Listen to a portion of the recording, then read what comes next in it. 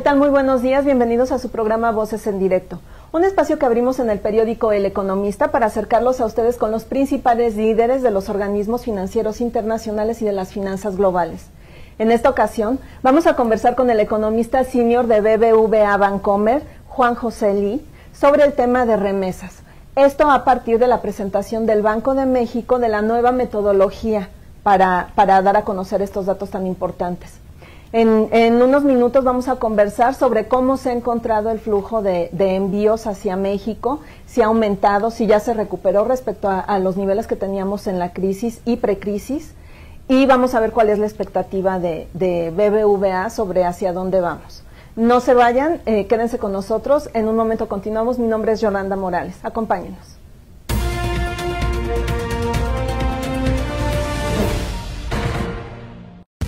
Mantente informado al momento a través de nuestras redes sociales. Síguenos a través de Twitter en @eleconomista. Búscanos en Facebook como eleconomista.mx. Además, para visualizar entrevistas, programas especiales, cápsulas y todo el contenido de El Economista TV en YouTube, los encuentras como Video El Economista. Interactúa con nosotros, participa, comenta y forma parte de la comunidad de economía y negocios más grande del país. El Economista. Información inteligente.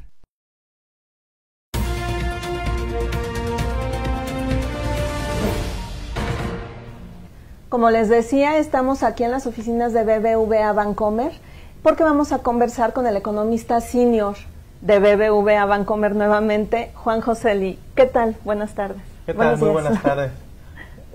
Yolanda, ¿cómo estamos? Muy bien, gracias. Sí, sí. Muchísimas gracias por aceptarnos a venir a conversar con ustedes. Y el tema, como ya les mencionaba nuestra audiencia, es las remesas, los datos de las remesas. A partir del mes de mayo, el Banco de México nos dio a conocer una nueva metodología sobre estos envíos, que parece que es muy interesante. Quisiera preguntarle primeramente, ¿qué son las remesas? Y podemos empezar de menos a más, por favor. ¿Qué son las remesas? ¿A quiénes benefician? ¿Y por qué son importantes para el país? Sí, claro. Como tú bien comentabas, primero, muchas gracias por la invitación que nos haces. Las remesas podemos definirlo simplemente como transferencias unilaterales, en donde no hay una compensación del otro lado, ya sea laboral o por algún producto.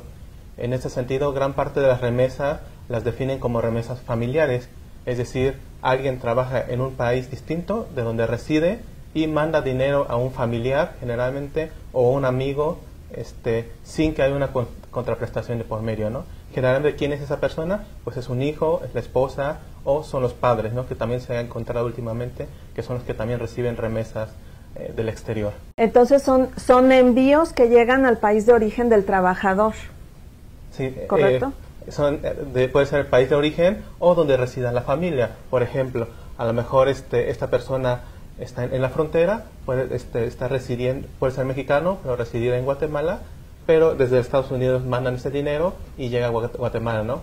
A lo mejor es mexicano la persona, pero como reside en Guatemala, las remesas llegan a Guatemala. Ok, perfecto. Ahora, son ingresos que llegan a las familias, pongamos el caso de México, que llegan a las familias mexicanas y que les ayudan a tener pues una mejor calidad de vida de alguna manera, sobre todo ahora que tenemos la inflación a la baja y que el tipo de cambio ha sido favorable, ¿no? Me imagino. Sí, claro que sí. Las remesas son una fuente muy importante de ingreso para todas las familias que reciben estos recursos. Aproximadamente entre 1.5, 1.7 millones de hogares en México. Estamos casi hablando de 5 millones de personas en México reciben estos recursos, y los datos indican que aproximadamente una tercera parte es casi su ingreso más importante, si no el único. Otra tercera parte representa la mitad de sus recursos, es decir, el monto que envían de Estados Unidos es igual al recurso que recibe, por ejemplo, la esposa o la madre de familia que tiene un empleo, y para la otra tercera parte representa un ingreso complementario. ¿Por qué? Porque a lo mejor ya tiene un negocio aquí en México, en el sentido de que las remesas anteriores ya ayudaron a poner un negocio, y estas remesas continúan, ya sea para el crecimiento del negocio, para ayudar a la escuela del menor, del niño, o para otros gastos como de inversión, ¿no? Cuando se pueda llevar a cabo, ¿no? Ok, es decir, es una fuente de ingresos para la familia, por tanto, para las familias mexicanas, por tanto, en la medida que tengan una tendencia al alza estos envíos, es positivo para la familia. Sí, Totalmente de acuerdo. Y con el último el incremento del tipo de cambio que se observó en el último año de alrededor 20-30%, esto repercute directamente en los ingresos de los hogares en México que reciben remesas. Entonces, en esa misma proporción crecieron los ingresos en estos hogares, ¿no? O sea que el tipo de cambio favoreció a las personas que reciben estos recursos. Sí, claro que sí. Así es, o sea que les rinde más el dinero, digamos. Sí, totalmente de acuerdo. Okay. Sí, no sé si quisieras que te comentara un poco sobre el cambio de metodología que hizo el Banco de México. Sí, por supuesto. Sí, bueno, el Banco de México tiene registrado como el ingreso por remesas a partir de 1995. El primer cambio importante que hizo el Banco de México en la recepción de remesas fue aproximadamente en el año 2002 inició, pero fue a partir del año 2003. Y si tú observas los datos de remesa, en ese año casi se incrementaron al doble las remesas, no porque mandaran más remesas, sino porque no se captaban adecuadamente las remesas con el instrumento, ¿no? Y bueno, desde 2003 a la fecha no se habían hecho cambios importantes, bueno, hasta el año 2012, cuando en el diario oficial sale que el Banco de México tiene que captar los ingresos por remesa de forma más desagregada, ¿no?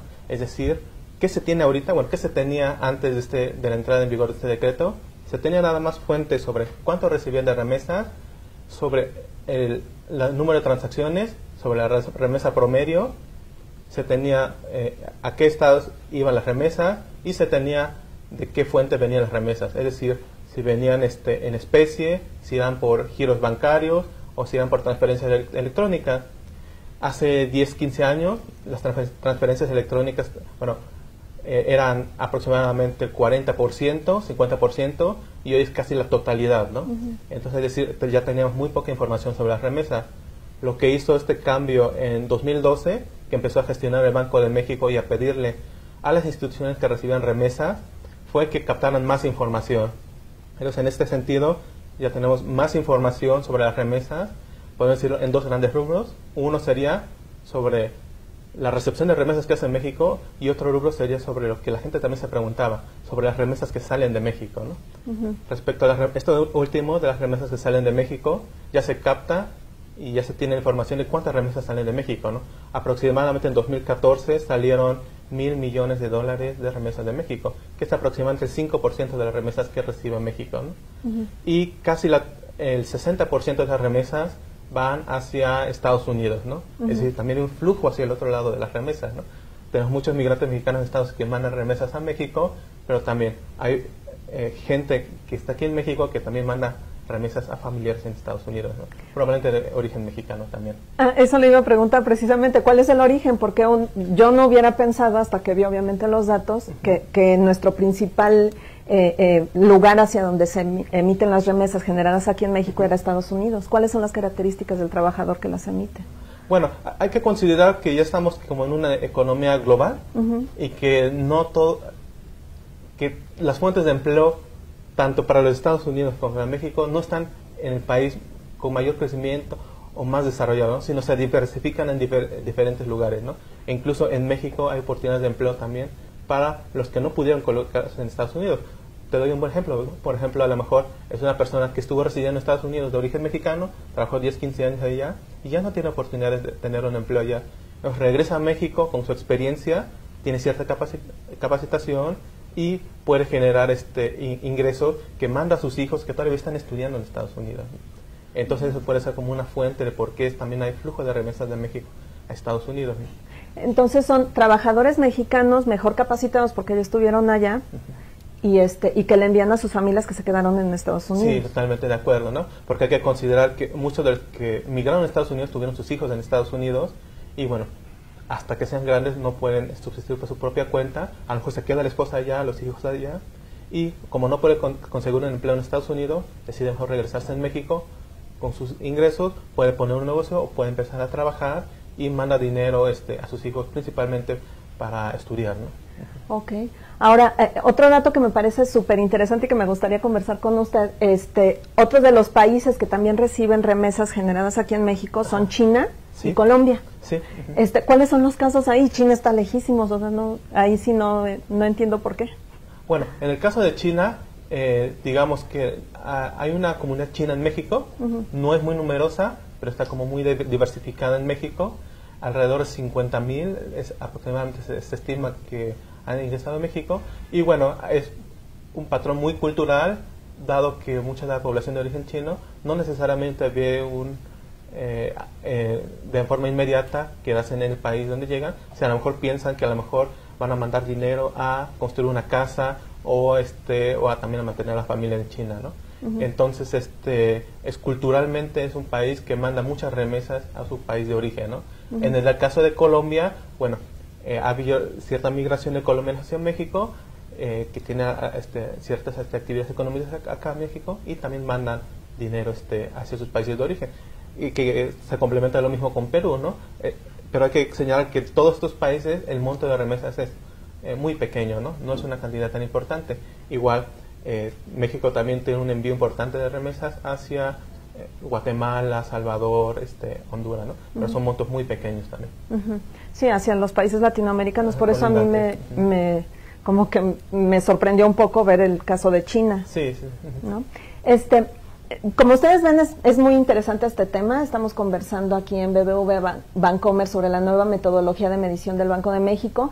Y otro dato que a mí me sorprendió también es, el Banco de México está ya desmenuzando hacia dónde están llegando las remesas por municipio, en el caso de la Ciudad de México, por delegación.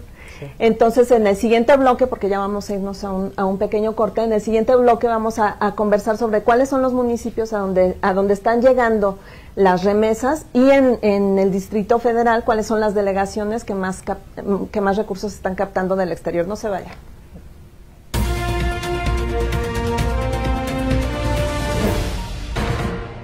El Economista trae para ti las mejores revistas con contenidos diseñados para un estilo de vida sofisticado, el lujo y lo más prestigiado de la moda. Te presentamos Bistronomy, la revista para el foodie mexicano. Tiene la misión de llevar a nuestros lectores en un recorrido por los mejores lugares para degustar platillos de excepción.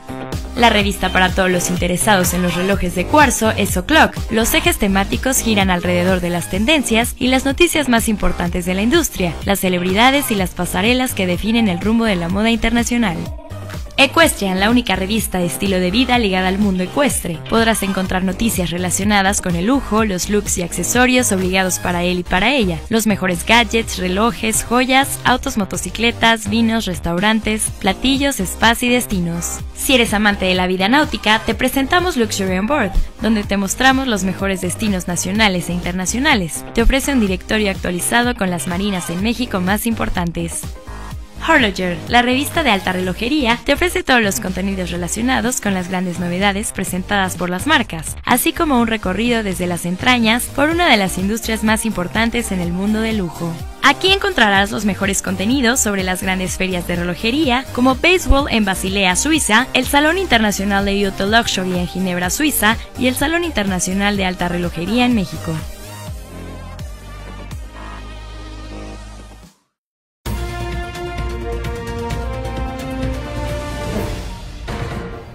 Bueno, pues seguimos aquí en las oficinas de BBVA Bancomer y estamos conversando con el economista senior de BBVA Bancomer, Juan José Lee, sobre el tema de las remesas. Juan José, me encantaría, por favor, si pudieras compartir con nuestra audiencia acerca de hacia dónde están llegando las remesas. Creo que es conocido, es muy familiar para todos pensar que el mayor flujo de remesas se concentra la llegada de remesas, se concentra en el Bajío, pero ahora con estos nuevos datos del banco sabemos exactamente a qué municipios llegan. ¿Nos puedes platicar al respecto? Sí, bueno, brevemente sobre eso. Gran parte de las remesas llegan, lo que sabíamos es que llegaban a Michoacán, a Guanajuato, a Jalisco, que es gran parte del Bajío, pero en cuarto, quinto y sexto lugar se encuentran el Distrito Federal, Estado de México y Puebla, ¿no? Es decir, es el Bajío, y en segundo lugar está el centro, ¿no? Por la importancia también en el tema de migración, también que tiene estas zonas, ¿no? Y bueno, a partir de, como dices, de los últimos datos que sacó el Banco de México, ya conocemos a dónde llegan las remesas por municipio aquí en México, ¿no? Para cada uno de los municipios que tiene la República Mexicana. Y en primer lugar, es sorprendente que la delegación que más recibe remesa a nivel nacional, entre todos los municipios, es Miguel Hidalgo, ¿no? Así es. Pues es de $400 millones. A mí, obviamente, me sorprendió mucho este dato, porque en la Miguel Hidalgo, pues es donde están las colonias como más ricas de la ciudad. ¿Qué es lo que pueden ver ustedes después de conocer esta información? Hay que considerar que las remesas son simplemente como otra fuente de salario, ¿no? En los programas hay una parte también que son de gente que trabaja en Estados Unidos, pero a lo mejor no es como la típica persona de bajos recursos, ¿no? Pues a lo mejor una persona que ya estudió, que tiene un poco más de recursos, y por tanto a lo mejor el monto también está asociado por el nivel de educación que tiene esta persona o al nivel de empleo y de ingresos que tenga en Estados Unidos, ¿no? Y la otra cuestión que hay que considerar es que los datos que capta el Banco de México es el lugar donde se paga la remesa. Y esto hay que tomarlo en cuenta, dado que a lo mejor una persona no reside necesariamente en Miguel Hidalgo, pero trabaja en la Miguel Hidalgo y a lo mejor va a trabajar ahí y de paso compra las remesas, cobra las remesas, ¿no? Ajá. No me quedó muy claro, no entendí esto del nivel de profesionalización. ¿Quién es el que tiene el mayor nivel de profesionalización? ¿El migrante que las está enviando o el que las recibe? El migrante que está, probablemente alguien que migre de una ciudad tenga un mayor nivel de calificación y por tanto el monto de las remesas son mayores, dado que su ingreso en Estados Unidos es mayor. Ok, entonces estaríamos hablando de que ya no son nada más los migrantes, los campesinos o los obreros. O... Sí, no, digamos, las remesas están en función del ingreso que tengan los migrantes mexicanos en Estados Unidos. Y aquellos que tienen baja calificación y un empleo a lo mejor de menor calidad tienen menor posibilidad de remitir dinero a México, ¿no? En cambio, aquellos que tengan mucho mayor ingreso, un mejor empleo en Estados Unidos y que a lo mejor sean profesionistas en el sector servicios o en otro sector con mayor valor agregado, tengan la posibilidad de remitir un monto mucho mayor de remesas, ¿no? Uh-huh. ¿Podría ser que un empresario que está trabajando en Estados Unidos envíe remesas a su familia en México? Sí, desde luego puede hacerlo. Uh-huh. El monto límite que establece Estados Unidos para el envío de remesas es de $3,000 mensuales, pero son muy pocos los casos que envían esa cantidad, ¿no? Uh-huh. Aproximadamente el 95% de todas las remesas son menos de $500 mensuales. Ajá, ok. Muy bien. Ahora, volviendo otra vez a los municipios, quisiera preguntarte cuál es el municipio y en qué estado se encuentra el que más capta. Bueno, en primer lugar sería Delegación Miguel Hidalgo. Ajá. En segundo lugar se encuentra Tijuana. Esto a lo mejor es más evidente dado que está en la frontera. Uh-huh. Y hay muchos commuters, gente que trabaja en Estados Unidos. Algunas veces regresan y dan el recurso, pero algunas veces se quedan a residir. Por ejemplo, alguien que está en Tijuana se queda a residir a lo mejor en Los Ángeles, que es un poco más alejado de la frontera, y tiene que remitir los recursos, ¿no? Uh-huh. En tercer lugar está el municipio de Puebla. Entonces todo esto como que tiene mucha repercusión en cuanto a política pública, dado que se puede generar un programa para incentivar la inversión de esos recursos y que se vayan no nada más a consumo, ¿no? Sino también a inversión o a poner un micronegocio, ¿no? Uh-huh. Y hay otras ciudades que destacan, por ejemplo, Reynosa en la parte norte, Monterrey por el tamaño de la población que tiene, y como tú dices, ¿no? Muchas ciudades del Bajío como Guadalajara, León, Guanajuato, que también reciben muchas remesas, ¿no? Ajá.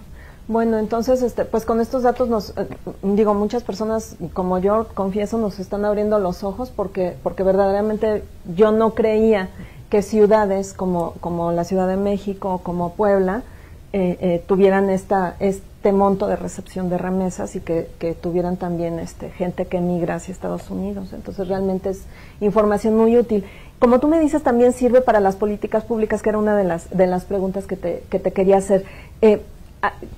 ¿Cómo utiliza esta información la autoridad? ¿En qué le beneficia y en qué nos beneficia a los mexicanos?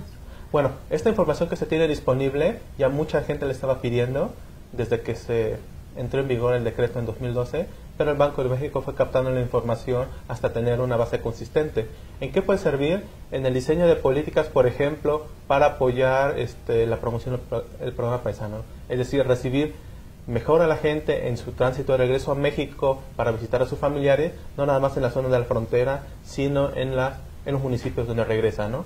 En cuanto al tema de remesas, ¿por qué no potenciar el uso de las remesas? Que no nada más se vaya a consumo, sino también a inversión, y ¿por qué no? Que haya a lo mejor un programa conjunto donde se pueda crear infraestructura común, como escuelas, centros comunitarios, donde además del programa de apoyo al migrante, el 3x1, se pueda también generar otros esquemas donde a través de las remesas se pueda crear este tipo de infraestructura que pueda promover el desarrollo de las comunidades, ¿no? Bon, recuerdo ahora que estás mencionando esto, que será como en el 2006 o 2007, había incluso empresas aquí en México que te decían, si tienes un pariente trabajando en Estados Unidos, que sea el quien te contrate tu servicio de televisión de paga. Ahora acabo de ver también que hay crédito para comprar automóviles, por ejemplo, si tienes un pariente que está en Estados Unidos y te puede enviar remesas. Este tipo de programas son de la iniciativa privada, me imagino, nada más, y son hacia el consumo, hacia el mejor aprovechamiento de estos recursos, ¿es correcto? Bueno, son diferentes como que estrategias que ha visto también para promocionar también como que los hogares tengan ciertos activos. Por ejemplo, también hay muebles, ¿no? Por ejemplo, la compra de muebles electrónicos. ¿Por qué? Porque las transacciones electrónicas se pueden hacer en el extranjero y tener el producto directamente aquí en México, ¿no? El gobierno federal lo que ha hecho es que también ha querido impulsar a través de las remesas y a través de las organizaciones de migrantes en Estados Unidos, que pongan, por ejemplo, centros comunitarios, escuelas, incluso con este programa que pongan en comunidades muy pequeñas drenaje cuando es muy costoso llegar, o la pavimentación de ciertos lugares o plazas públicas con el apoyo de los migrantes, donde el municipio pone una parte, la federación otra parte y el grupo de migrantes otra parte, ¿no? Claro. Bueno, pues son muy buenas ideas, son muy interesantes, pero en el siguiente bloque, que ya es el último de esta conversación, me gustaría también platicar con usted acerca de, bueno, es positivo para las familias que lleguen estos recursos, es positivo que el gobierno intervenga para enseñarlos a gastar estos recursos, pero pues a nivel nacional también nos está hablando de ciertas fallas en la economía. Sí. Entonces quisiera conversar sobre ese tema regresando. Si nos acompañan, por favor.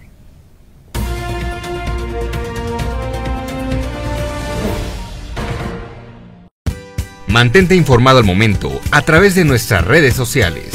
Síguenos a través de Twitter en @eleconomista. Búscanos en Facebook como eleconomista.mx. Además, para visualizar entrevistas, programas especiales, cápsulas y todo el contenido de El Economista TV en YouTube, los encuentras como Video El Economista. Interactúa con nosotros, participa, comenta y forma parte de la comunidad de economía y negocios más grande del país. El Economista. Información inteligente. El Economista. Somos el medio líder en información de economía, finanzas y negocios. Además del diario impreso, contamos con suplementos como Autos, la guía perfecta para seleccionar los autos, montos y accesorios que marcan las tendencias del sector. Políticos, mostramos a los políticos desde un panorama más profundo, siguiendo sus diversas facetas. Turismo, ofrecemos al lector un amplio panorama para planear sus viajes de negocios, reuniones o placer. Fondos, ofrecemos la herramienta más confiable para la toma de decisiones a la hora de invertir. Termómetro económico, sección diaria donde detallamos los mercados en 16 páginas a todo color, llevando a nuestros lectores toda la información necesaria.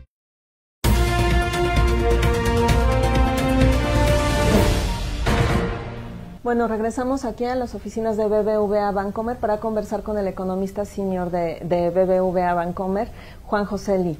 Y en este bloque vamos a conversar sobre el efecto que tienen estas remesas y lo que significa el flujo de remesas para una economía como México. México entiendo que es uno de los principales receptores de remesas en el mundo. Sí. ¿Qué lugar ocupamos? Ocupa el cuarto lugar a nivel mundial. China es el primero, Filipinas el segundo. No, China es el primero, India el segundo, Filipinas el tercero y México el cuarto lugar. Ok, son economías emergentes, bueno, salvo China. Bueno, China es emergente a punto de avanzar, ¿verdad? Pero salvo China son economías emergentes. ¿Qué es lo que nos está diciendo esto? Bueno, las remesas son una fuente de divisas muy importante para México. Recordemos que la inversión extranjera directa, es decir, todo lo que llega de inversión de otros países a México, el año pasado fue alrededor de 20 mil millones de dólares. Es decir, las remesas fueron superiores a los ingresos por inversión extranjera directa, ¿no? También en cuanto al saldo de la balanza de petróleo, las remesas son mucho mayores al saldo de la balanza de productos petroleros, ¿no? Y bueno, y otra fuente importante de divisas son las manufacturas, que en algunos años, dependiendo de cómo está la balanza comercial, las remesas pueden ser mayores incluso al saldo de esa balanza comercial en manufacturas, ¿no? Entonces es una fuente muy importante de dinero y de divisas para México. Son 23 mil millones de dólares el año pasado, y este año se estima que va a ser cerca de 25,000 millones de dólares. Ajá. ¿Con este flujo ya estaremos en niveles previos a la crisis? No, yo creo que todavía hasta mediados de 2016, si se mantiene esta tendencia, podremos romper el máximo histórico, que es de cerca de 26,000 millones de dólares. Ok. Ahora, este máximo histórico se logró gracias a que Estados Unidos tenía una mejor situación, Sí, ¿no? ajá. Económica. Sí, fue gran parte de ese crecimiento de las remesas fue casi sostenido por un boom impresionante que se dio en el sector de la construcción en Estados Unidos, que creció desde 2004 a 2007 de manera impresionante, y con eso también la migración de mexicanos a Estados Unidos y el flujo de remesas de nuestros compatriotas aquí a nuestro territorio, ¿no?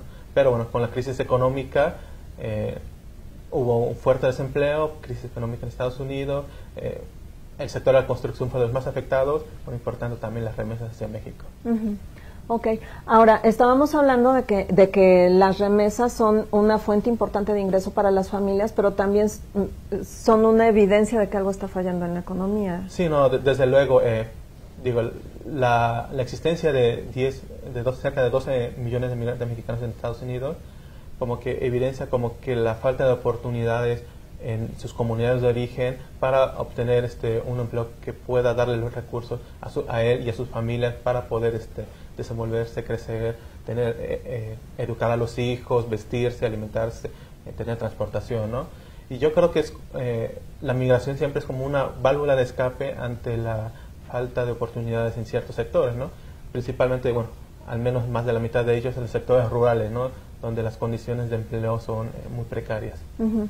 Entonces, las políticas públicas tendrían que aprovechar esta información que nos está dando el Banco de México, que está disponible, abierta a todo público en su página, pero también creo que tendrían que aprovechar hacia hacer otro tipo de políticas que generen oportunidades aquí en México. Sí, no, desde luego. Yo creo que en una primera instancia siempre está como la migración hacia las zonas urbanas, pero cuando la migración hacia las zonas urbanas ya se vuelve insuficiente o se llega a saturar, llega la migración internacional, ¿no? México tiene la fortuna de como de ser vecino de la economía más importante del mundo, y en ese sentido, y además hacer frontera con ese país, y en ese sentido es relativamente muy sencillo la migración de México a Estados Unidos hace 20 años, ¿no?